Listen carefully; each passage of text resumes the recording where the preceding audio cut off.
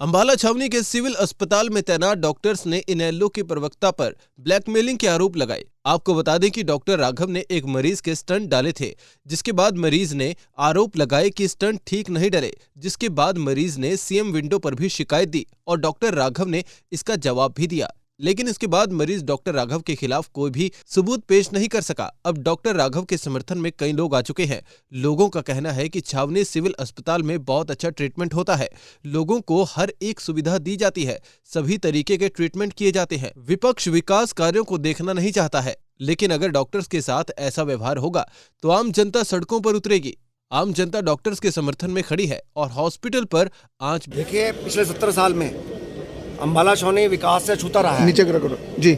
और आज गृह स्वास्थ्य मंत्री अनिल विज जी की अगुवाई में इतना कार्य हो रहा है अंबाला छावनी में, उस विकास को देखते हुए विपक्षी घबरा गए हैं और वह तरह तरह के प्रपंच अपना रहे हैं। जैसा कि कुछ दिनों पहले हमारे सिविल हॉस्पिटल, जिसकी ओपीडी 152 के आसपास होती थी और आज लगभग 3000 के आसपास चल रही है और सभी सुविधाओं से सिविल हॉस्पिटल आज लैस है। चाहे वह कैंसर का इलाज हो, चाहे वह हार्ट का इलाज हो, चाहे किसी के घुटनों की रिप्लेसमेंट का इलाज हो, हर तरीके की सुविधा यहाँ पर आज मुहैया है। उस सुविधा को देखते हुए लोगों की दिक्कतों को कम किया गया है, उन परेशानियों को बढ़ाने का काम आज विपक्षी कर रहे हैं और डॉक्टरों पर तरह तरह के एलिगेशन लगा रहे हैं, उनको धमका रहे हैं और उनका मोटिव एक ही है कि ये सिविल अस्पताल बंद हो। लेकिन अंबाला की जनता, अंबाला का जन जन आज डॉक्टरों के समर्थन में खड़ा है। कोई भी डॉक्टरों के साथ अगर कोई भी दुर्व्यवहार किया जाएगा और इस अस्पताल पर आज भी हम जनता आने नहीं देगी और सारी जनता आज सड़कों पर उतर जाएगी अगर इस तरीके के काम विपक्षी लोग करेंगे।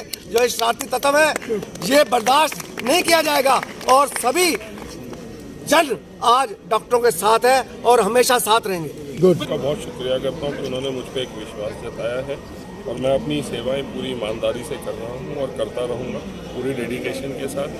पूरी मेरे को सिविल हॉस्पिटल की बहुत ज़्यादा सपोर्ट है। कोई प्रॉब्लम होती है हम इनसे डिस्कस करते हैं, हमारे को पूरा सहयोग देते हैं और मैं भगवान का बहुत शुक्रिया करता हूँ कि उन्होंने मुझे इस लायक बनाया है कि मैं लोगों की सेवा कर सकूँ। डॉक्टर साहब, ऐसी नौबत क्यों आई कि लोगों को आपके समर्थन में आना पड़ा?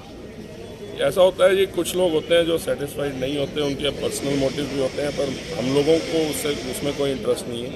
हम बड़े क्लियर हैं कि हम लोग यहाँ जब कोई मरीज़ आता है हम उसे बतौर मरीज़ की तरह ही देखते हैं और मरीज़ की तरह ही उसका इलाज करते हैं। हमें किसी भी चीज़ से कोई मतलब नहीं, हम लोग बहुत प्रोफेशनल लोग हैं।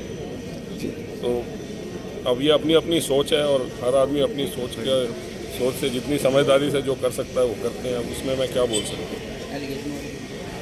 एलिगेशन लगाया आपने, उनको पर मामला भी दर्ज कराया गया, क्या कुछ है उसमें थोड़ी सी डिटेल बताइए। उन्होंने वो मरीज़ के पहले मेरे ख्याल से उन्होंने सीएम विंडो कंप्लेंट की थी और मेरे ख्याल डॉक्टर संजीव भी थे उसमें जांच में। 3 बार हमने उनको बुलाया भी था, राजीव जी मेरे साथ थे, राजीव जी भी गए थे। तो उन्होंने पहले एक मुझे लेटर भेजी थी जिसमें मैंने रिटर्न में रिप्लाई दिया था कि मैंने आपको गाइडलाइन के मुताबिक जो आपका इलाज बनता था मैंने किया है। मैंने इस बात का कभी डिनाई नहीं किया कि मैंने स्टेंट नहीं डाले थे। पेशेंट रेफ़र होकर आया था रोटरी से, हमने उनका इलाज किया था और 3 बार सीएम विंडो में वो आए। उसके आने के बावजूद भी इन्होंने भी, जो आपकी टीम थी जो सीएम विंडो की और राजीव जी वहाँ थे, तो पूछा प्रॉब्लम क्या है, तो उन्होंने कोई पुख्ता सबूत नहीं दिए। किसी ने कोई उनको रिटर्न में नहीं दिया हुआ है कि आपके स्टैंड गलत हैं। कहने को तो आप कुछ भी बोल सकते हैं।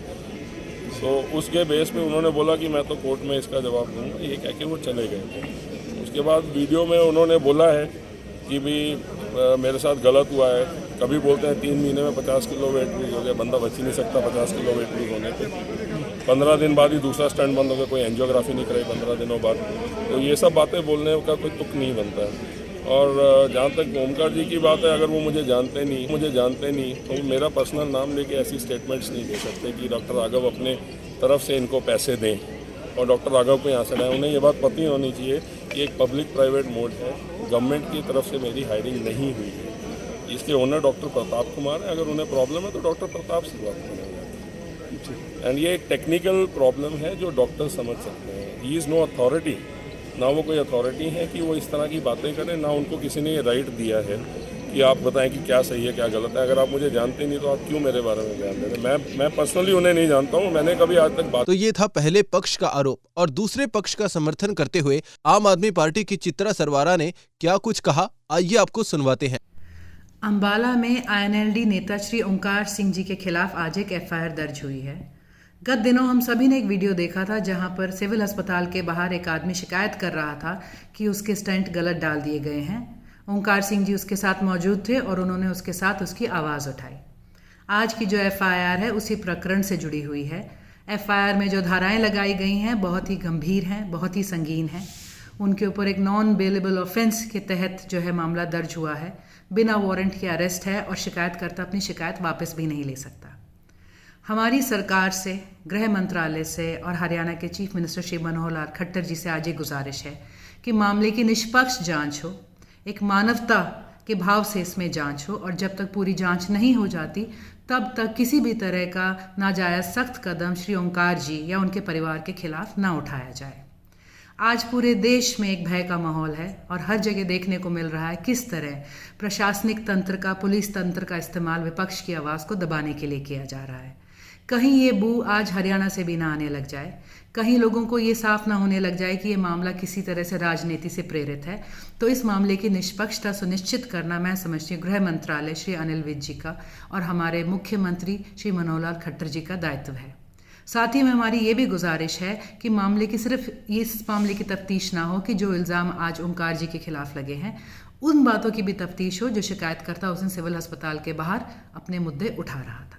तो आशा है इस पूरे प्रकरण में सरकार निष्पक्षता रखेगी और न्याय होगा। इनेलो के जिस प्रवक्ता पर आरोप लगे उन्होंने खुद सोशल मीडिया प्लेटफॉर्म पर आकर इन आरोपों को निराधार बताया। वो क्या कह रहे हैं वो भी सुन लीजिए। नमस्कार।